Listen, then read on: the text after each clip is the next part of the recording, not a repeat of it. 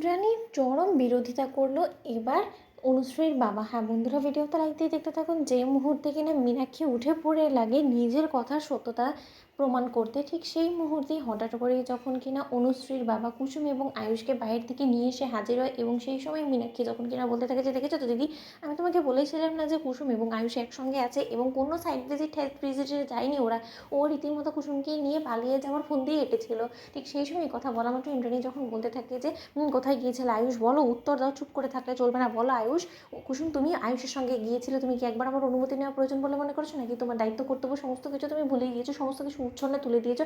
ইদানিং আমি বেশ ভালো করে কুসুম লক্ষ্য করছি যে তুমি আমাকে কোনো কিছু জানানোর প্রয়োজন বলে মনে করো না, কেমন যেন একটা তুমি হয়ে গিয়েছো। এতটা পরিবর্তন তোমার মধ্যে আমি কোনো মতে এক্সপেক্ট করিনি, এবং তুমি ভুলে যাও না যে এখনও কিন্তু গাঙ্গুলি বাড়ির করতে আমি, এবং সেই সুবাদে তোমার বাইরে কোথাও আমার ছেলের সঙ্গে যেতে হলে তোমার আমার অনুমতি নেওয়াটা প্রয়োজন ছিল। তাহলে তুমি কোথায় ছিল বলো, চুপ করে থাকলে চলবে না। ঠিক সেই সময় এক পর্যায়ে মীনাক্ষী যখন বলতে থাকে যে কোথায় আবার ছিল, এই মেয়ে তো সেন্সেই ছিল না, আজকে শুধু শুধু তো কুসুমকে দোষারোপ করে লাভ নেই দিদি, তার কারণ তো কুসুম কিছু জানতোই না। আয়ুষ রীতিমতো কুসুমকে ঘুমের ওষুধ মিশিয়ে সেই আইসক্রিমটা খাইয়েছে নিজ হাতে, তার পরবর্তীতেই কুসুমের সেন্স হারিয়ে গেছে, এবং তার পরবর্তীতে আয়ুষ স্বয়ং নিজে কুসুমকে কোলে তুলে নিয়ে রীতিমতো পালাবার চেষ্টা করছিল। সে সমস্ত কিছু আমি নিজে দেখেছি, তার সত্ত্বেও তুমি আমার কথা কেন বিশ্বাস করছো না দিদি, সেটা তোমার মাথায় ঢুকছে না। ঠিক সেই সময় এক পর্যায়ে আয়ুষকে যখন কিনা ইন্দ্রাণী গাঙ্গুলি বলতে থাকে যে আয়ুষ, তুমি এমন কোনো কিছু করো না যার কারণে কিনা লজ্জায় তোমার কাকিমণির সামনে আমার মাথা হেট হয়ে যায়, এবং তোমার কাকিমণি যে সমস্ত অভিযোগ তোমাদের বিরুদ্ধে আনছে সেই সমস্ত কিছু আমি কোনো মতেই বিশ্বাস করতে চাই না, কিন্তু তোমাদের কাণ্ড কারখানা দেখে তো আমার মনে হচ্ছে যে এবার আমাকে সত্যি বিশ্বাস করতে হবে। কোনো মতে তোমরা আমার সঙ্গে বিশ্বাসঘাতকতা করছো না তো? যদি সত্যি হয়ে থাকে তাহলে কিন্তু আমার থেকে খারাপ কেউ হবে না।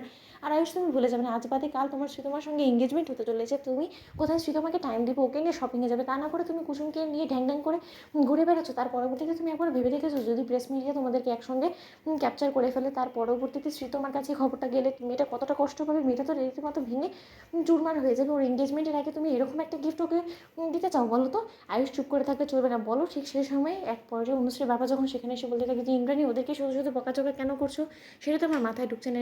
আমি তো ওদেরকে আমার কাছে এসে আমাকে নিয়ে যাওয়ার জন্য বলেছিলাম, এবং এটা যদি আমার অপরাধ হয়ে থাকে তাহলে আমার ঘাট হয়েছে, এবার আমাকে কী শাস্তি দিবে তুমি সেটা শোনো। ঠিক সেই সময় অনুশ্রীর বাবাকে দেখে এক পর্যায়ে রাজশেখর গাঙ্গুলি, ঈশান, অনুশ্রী সমস্ত লোকেরা চমকে যায়, এবং ইন্দ্রাণী যখন বলতে থাকে যে দাদা, আপনি আপনি কেন আয়ুষ এবং কুসুমকে একসঙ্গে যেতে বলেছেন আপনার ওখানে? ঠিক সেই সময়ই অনুশ্রীর বাবা বলতে থাকে যে এই শহরটা তো আমার জন্য বড্ড বেশি এখন নতুনে পরিণত হয়েছে, তাই আমার এই শহরে তো আর যাতায়াত এখন এতটা স্বাভাবিক রেগুলারভাবে হয় না, তার জন্যই আসলে আমি চিনে উঠতে পারবো না, বিধায় আমি ওদের দুজনকে বলেছিলাম। এবার যদি সেটা অপরাধ হয় তাহলে বলো আমাকে কী করতে হবে, পাপের প্রায়শ্চিত্ত করতে হবে।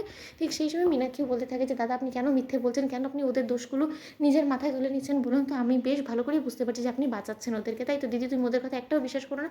এরা সবাই একসঙ্গেই মিথ্যে কথা বলছে। তো বন্ধুরা, লাইক এবং শেয়ার করো, সাবস্ক্রাইব করো।